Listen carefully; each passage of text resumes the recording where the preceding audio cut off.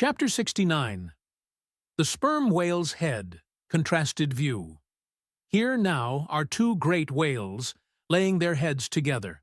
Let us join them, and lay together our own. Of the grand order of folio leviathans, the sperm whale and the right whale are by far the most noteworthy. They are the only whales regularly hunted by man. To the Nantucketer, they present the two extremes of all the known varieties of the whale, as the external difference between them is mainly observable in their heads, and as a head of each is this moment hanging from the Pequod's side, and as we may freely go from one to the other by merely stepping across the deck. Where, I should like to know, will you obtain a better chance to study practical cetology than here? In the first place, you are struck by the general contrast between these heads. Both are massive enough in all conscience, but there is a certain mathematical symmetry in the sperm whales which the right whale's sadly lacks. There is more character in the sperm whale's head. As you behold it, you involuntarily yield the immense superiority to him in point of pervading dignity. In the present instance, too, this dignity is heightened by the pepper and salt color of his head at the summit, giving token of advanced age and large experience. In short, he is what the fishermen technically call a gray-headed whale. Let us now note what is least dissimilar in these heads, namely, the two most important organs, the eye and the ear. Far back on the side of the head, and low down, near the angle of either whale's jaw, if you narrowly search, you will at last see a lashless eye, which you would fancy to be a young colt's eye. So out of all proportion is it to the magnitude of the head. Now, from this peculiar sideway position of the whale's eyes, it is plain that he can never see an object which is exactly ahead, no more than he can one exactly astern. In a word, the position of the whale's eyes corresponds to that of a man's ears, and you may fancy for yourself how it would fare with you, did you sideways survey objects through your ears. You would find that you could only command some 30 degrees of vision in advance of the straight sideline of sight, and about 30 more behind it. If your bitterest foe were walking straight towards you, with dagger uplifted in broad day, you would not be able to see him any more than if he were stealing upon you from behind. In a word, you would have two backs, so to speak, but, at the same time, also, two fronts, side fronts. For what is it that makes the front of a man? What, indeed, but his eyes? Moreover, while in most other animals that I can now think of, the eyes are so planted as imperceptibly to blend their visual power, so as to produce one picture and not two to the brain.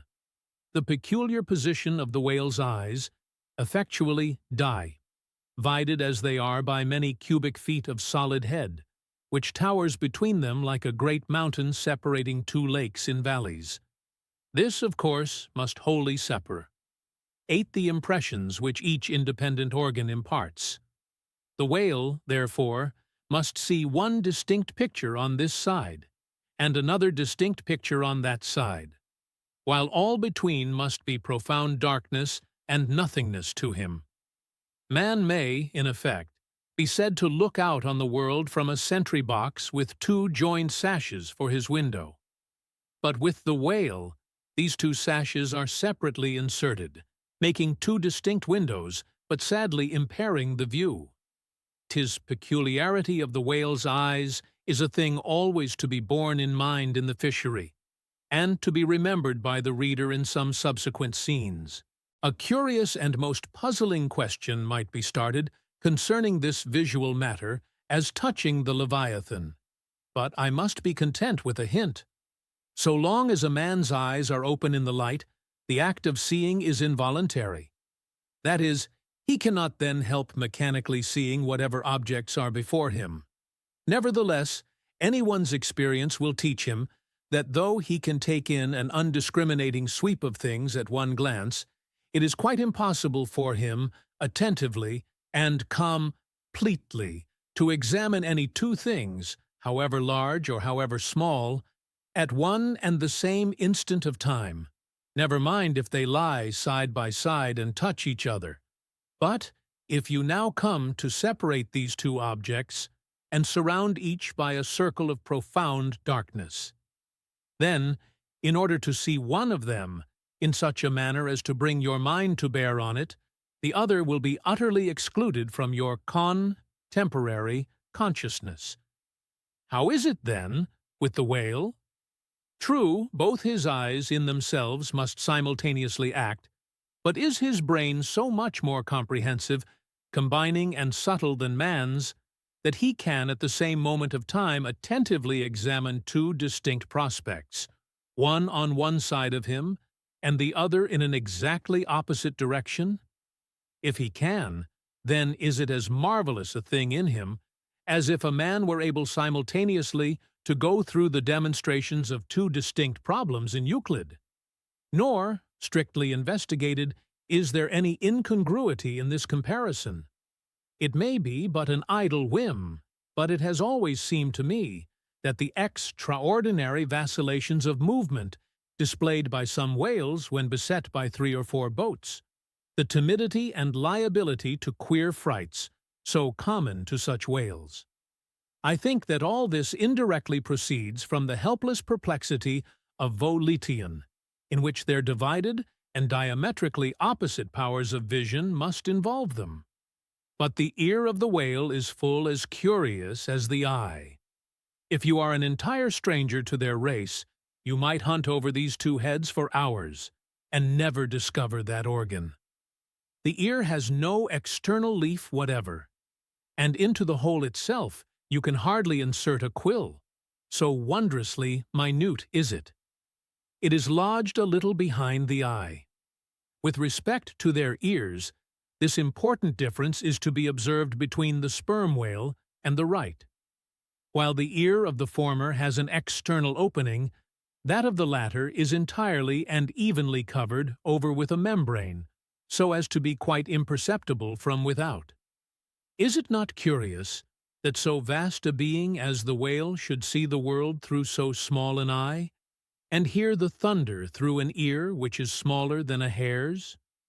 But if his eyes were broad as the lens of Herschel's great telescope, and his ears capacious as the porches of cathedrals, would that make him any longer of sight, or sharper of hearing? Not at all. Why then do you try to enlarge your mind? Subtilize it. Let us now, with whatever levers and steam engines we have at hand, cant over the sperm whale's head so that it may lie bottom up. Then, ascending by a ladder to the summit, have a peep down the mouth. And were it not that the body is now completely separated from it, with a lantern we might descend into the great Kentucky mammoth cave of his stomach. But let us hold on here by this tooth, and look about us where we are. What a really beautiful and chaste-looking mouth! From floor to ceiling, lined, or rather papered with a glistening white membrane, glossy as bridal satins. But come out now, and look at this portentous lower jaw, which seems like the long, narrow lid of an immense snuff-box, with a hinge at one end instead of one side.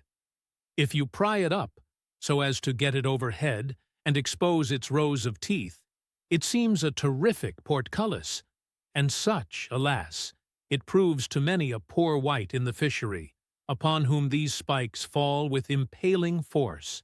But far more terrible is it to behold, when fathoms down in the sea you see some sulky whale, floating there suspended, with his prodigious jaw, some 15 feet long, hanging straight down at right angles with his body, for all the world like a ship's jib-boom. This whale is not dead, he is only dispirited, out of sorts, perhaps, hypochondriac, and so supine that the hinges of his jaw have relaxed, leaving him there in that ungainly sort of plight, a reproach to all his tribe, who must, no doubt, imprecate lockjaws upon him. In most cases this lower jaw, being easily unhinged by a practiced artist, is disengaged and hoisted on deck for the purpose of extracting the ivory teeth and furnishing a supply of that hard white whalebone with which the fishermen fash. I own all sorts of curious articles, including canes, umbrella stocks, and handles to riding whips. With a long, weary hoist, the jaw is dragged on board, as if it were an anchor. And when the proper time comes, some few days after the other work, Queequeg, Daggoo, and Tashtego, being all accomplished dentists, are set to drawing teeth. With a keen cutting spade, Queequeg lances the gums.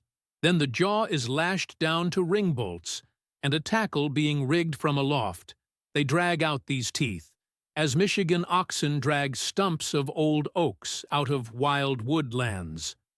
There are generally 42 teeth in all, in old whales, much worn down but undecayed, nor filled after our artificial fashion. The jaw is afterwards sawn into slabs and piled away like joists for building houses.